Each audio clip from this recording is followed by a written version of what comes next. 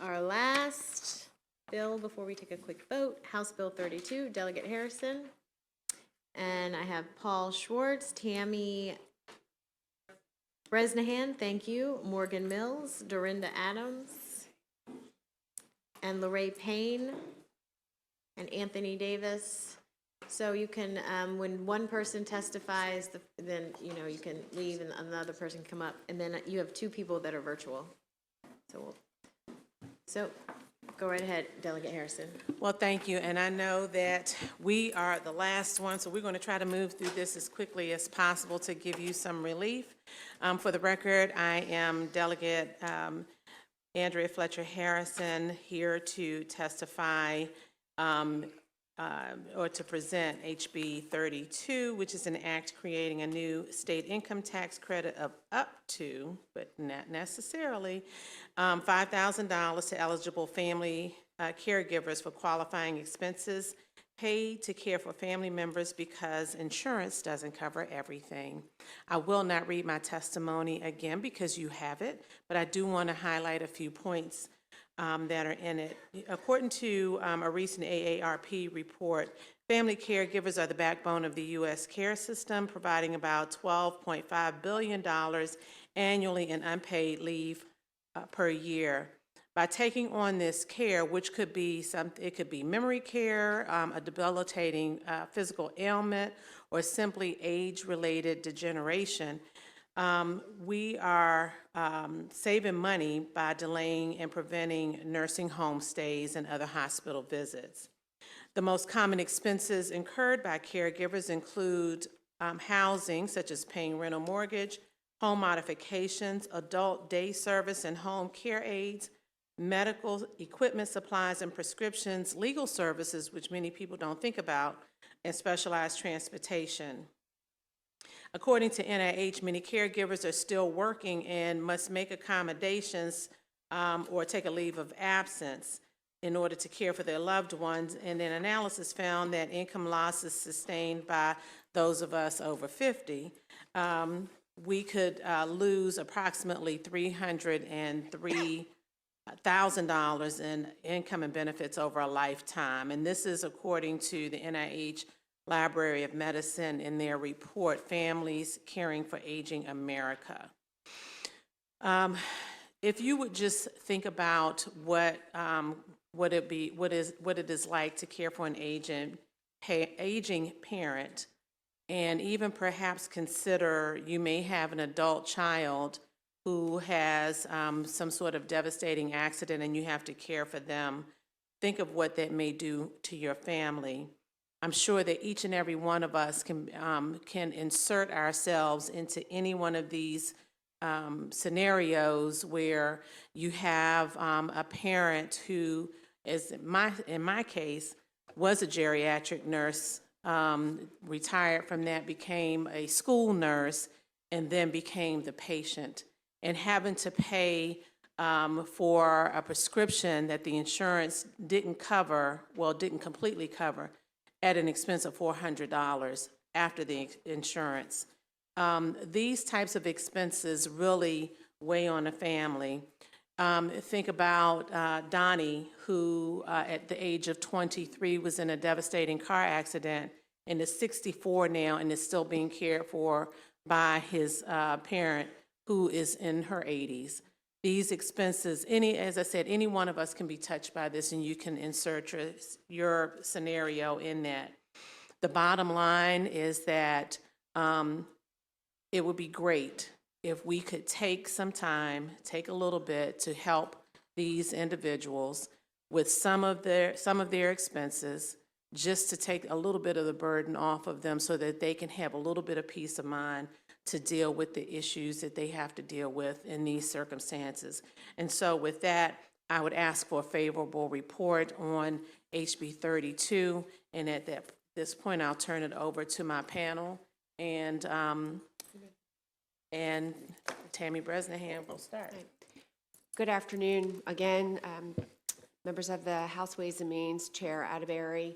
We are here, I'm ARP, I'm the Director of Advocacy for ARP Maryland, and we support House Bill 32. We feel so passionate about this bill that we asked one of our volunteers, Dorinda Adams, who you'll hear from next, to lead a coalition. And she's been working with at least 10 to 15 different groups and she'll discuss those groups with you. We just want you to know that these folks are very near and dear to all of us, and they help us in ways that we can never repay them. And we want to make sure that the state of Maryland sends them a message and says it's time that we take care of you, that we know that you're doing a yeoman's job. And we thank Delegate Harrison for putting this very important bill in.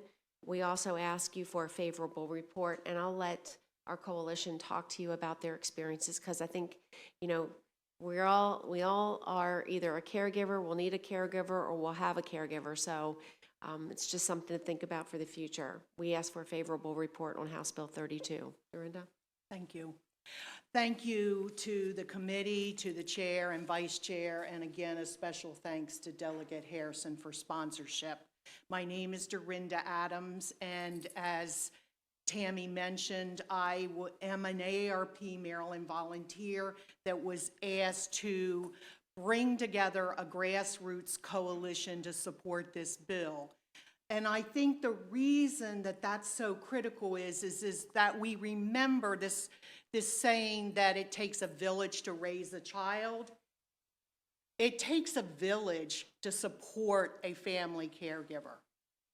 And I want to acknowledge 11 of the organizations that have made up this informal coalition that I've had the honor to work with during the last couple of months.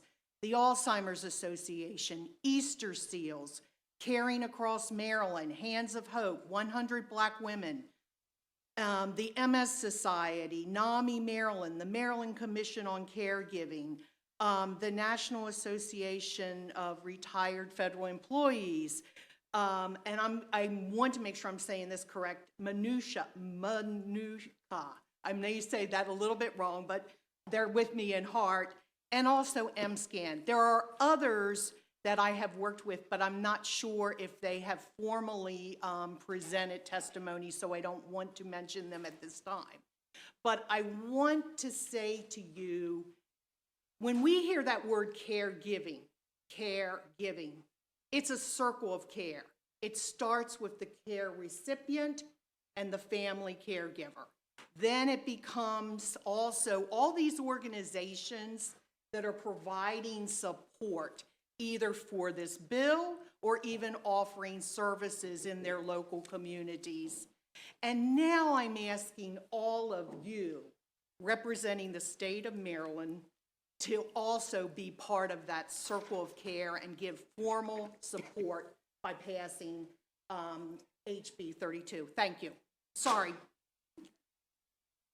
My name is, again, Paul Schwartz. On behalf of the National Active and Retired Federal Employees, I'm the chair of the state legislation, and I feel like I hit the trifecta today. As previously mentioned in previous testimony, Medicaid is still more than a quarter of Maryland's budget, and nursing homes account for a major portion of the Medicaid expenditures. And again, anything that extends the period of home care and delays entrance into nursing homes saves Maryland money. I don't want to belabor the point, but any cost savings by delaying entrance into nursing homes is not factored into the fiscal note. You know who does have the capability to project cost analyses over time? The insurance industry. And if they can do it, there's no reason why we don't. Now, from a recent report from AARP entitled Valuing the Invaluable, we know that in 2021, about 38 million family caregivers in the U.S. provided an estimated 36 billion hours of care to adults with serious disabling health conditions, and the economic value of these unpaid contributions totaling approximately $600 billion with a B dollars. In Maryland, an estimated 760,000 caregivers provided about 710 million hours of care at an estimated value of $12.5 billion. Is there anyone in this room who thinks that that is reflected in the fiscal note? I rest my case and urge a favorable report on HB 32, but also want to mention, if you want to stand up, these are the people who we're trying to help take care of as well, our AARP members. Thank you. Thank you. Good afternoon, Madam Chair, Vice Chair, and members of the Ways and Means Committee. My name is Laurent Payne, and I'm a retired 73-year-old husband residing in Prince George's County, Maryland.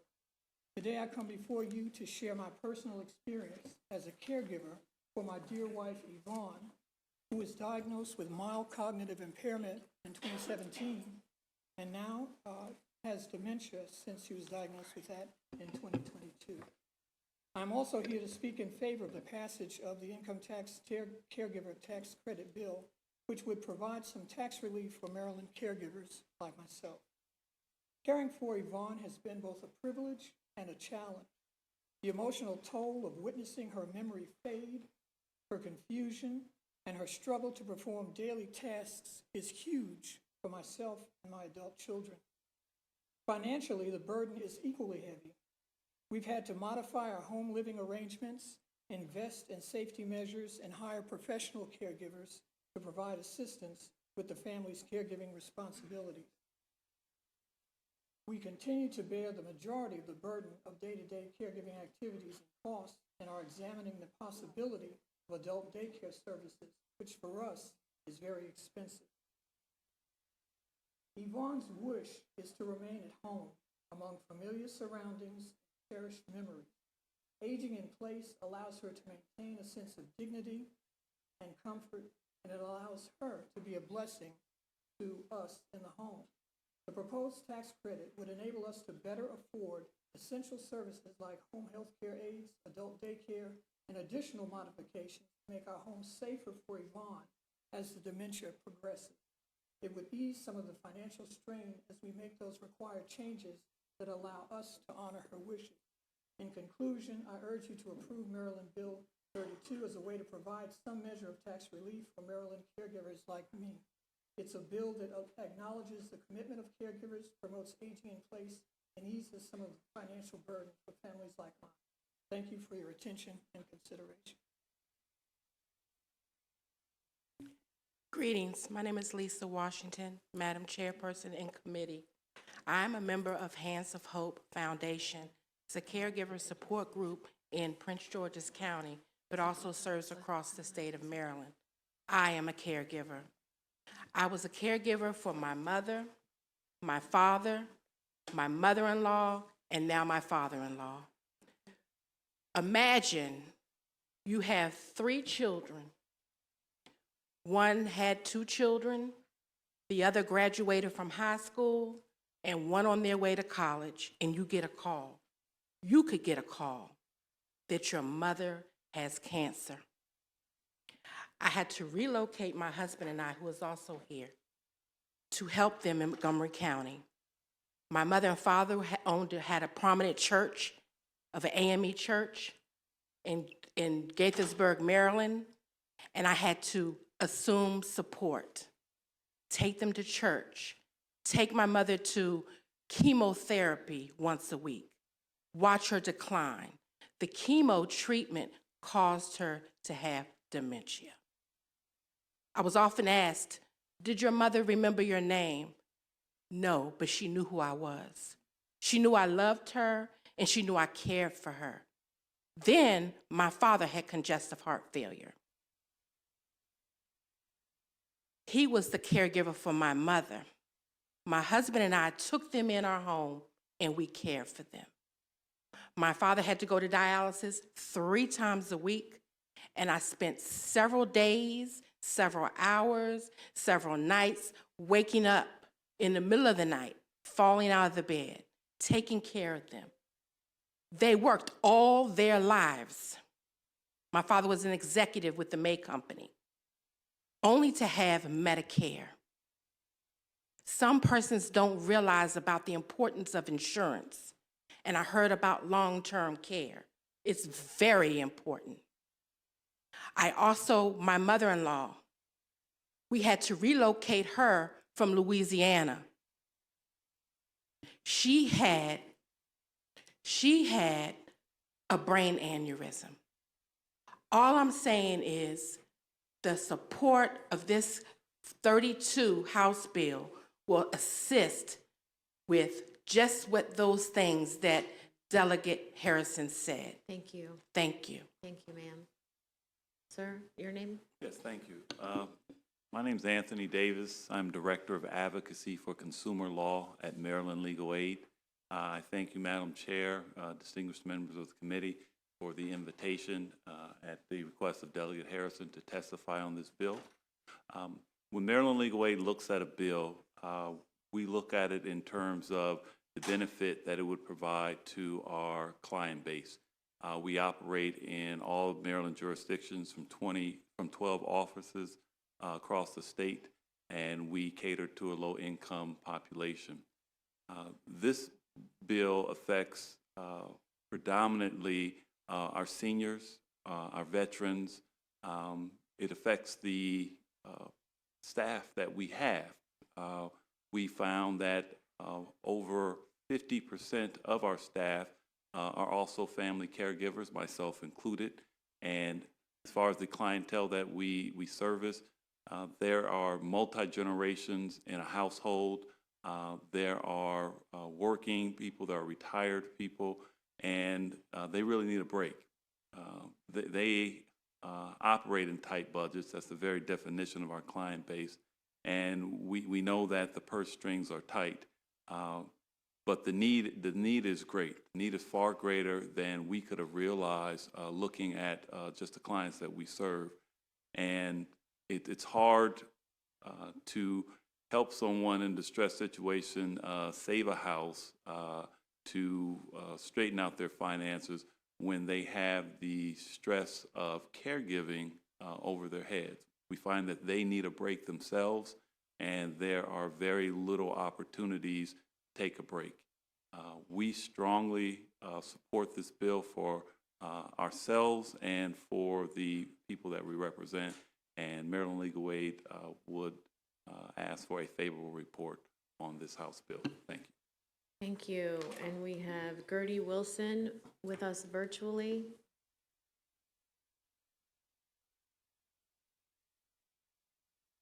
All right, 2 minutes, please. Yes, sure. Good afternoon, Chair Matterbury and Vice Chair Wilkins and members of the Ways and Means Committee. My name is Gertie Wilson, and I am a member of NAMI, Maryland, but most importantly, I am a caregiver. My son was diagnosed with schizophrenia in his senior year of college and is now 41 years old. I have been retired for 9 years, and caring for my son is my full-time job. The amount of time and personal expense of supporting my son is difficult to calculate because as a parent, no amount of time is enough, and any expense that I can possibly cover is not too much. A caregiver tax credit would benefit Marylanders like me who do not have the resources to provide for all the health care, safety, mobility, and independence our loved ones need. Personally, I am a single parent and caregiver, and I only have one bathroom in my house. My son needs his own restroom. I have gotten several estimates over the years, but I hesitate to pay for such a major renovation to my house when I never know if I will need money for other out-of-pocket expenses in support of my son. House Bill 32 specifically allows a tax credit for alterations of the caregiver's primary residence to enable or assist the qualified family member to be more mobile, safe, or independent. My son is living with mental illness, but he is still a grown man.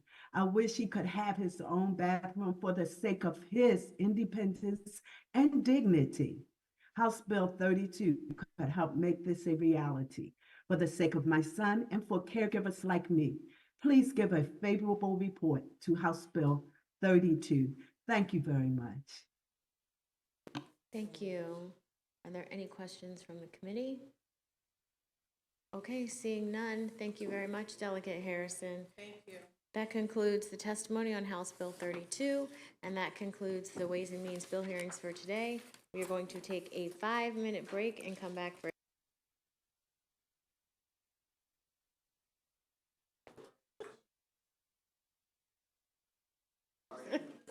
5 minutes, people. Oh.